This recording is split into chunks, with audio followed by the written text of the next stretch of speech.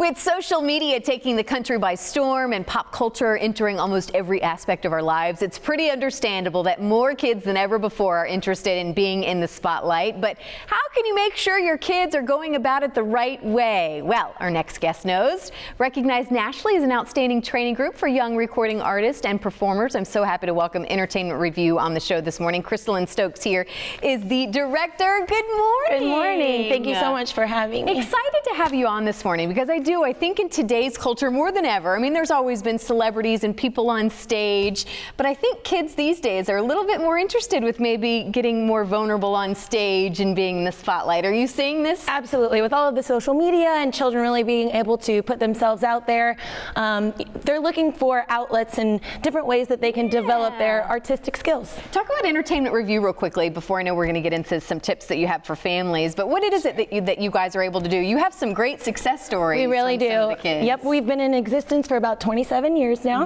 We're an all-girl professional song and dance ensemble based right here in Tampa Bay. And our girls have gone on to do some pretty incredible things, from Broadway shows to recording artists, different things like that. And for every major performing star that we also have teachers and doctors and lawyers and directors of performing groups. Yeah. Well, and let's talk about that now. Why is it important, or what do you think the benefits are to kind of getting professionally trained? And as you said, this is so much more than just maybe finding the next big actor or the next big singer on stage. What are the benefits that come to being professionally trained? Well, being in an organization like ours, there are lots of other things out there as well, but it kind of helps hone those skills from being on stage to being comfortable in an interview to giving some public speaking, various things like that. It trains you not only artistically but professionally and personally as well. They work together as teams and they learn to be happy for their friends when they get a part that maybe they wanted. So, that's important. Correct. And kind of being comfortable in your own skin, which I imagine is a big part of it too. Yeah, we really try to focus on the uniqueness of each performer, as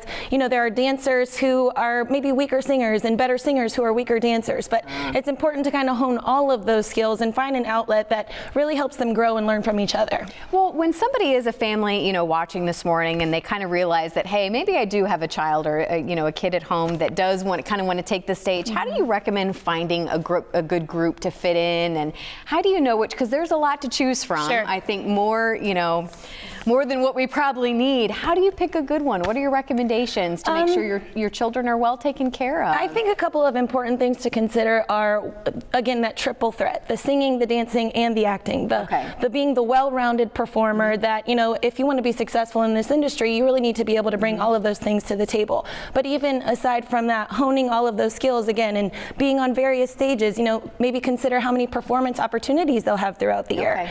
Some places focus just on 1 or 2 recitals a year, whereas other organizations out there have you performing 20 shows a year at various venues. So getting to have those, multiple stages, multiple audiences, and learning to be flexible and, being able to kind of change and improv on your feet if something were to go wrong. Oh, that's so true. How do you keep kids' expectations kind of realistic as well? Because I think as moms and parents too, we always think our kid is the best, they're going to make, but oftentimes, it's a tough business out there. Absolutely, yes. I think what's really important too is to consider maybe even a tier level organization. Ours, for example, we do a lot of performance and ability based opportunities. So some girls we have 3 different casts. Some girls might be in the lower level a little bit longer, but it's important for them to understand that it's not a punishment to be held back. It's an opportunity for them to grow and shine where they are before it's best for them to take that next step. It's all about practice and training. Why wave a flower in the background of a chorus of a group that might be beyond your level at this time when you can shine and be the star of where you are? So. Well, Crystalline, thank you so much for being here this morning. It's a lot of fun to see what your group has done and what they're going to do in the future. Keep us posted, and thank you so much. And again, for more info about Entertainment Revue, all you have to do is head to our website as well.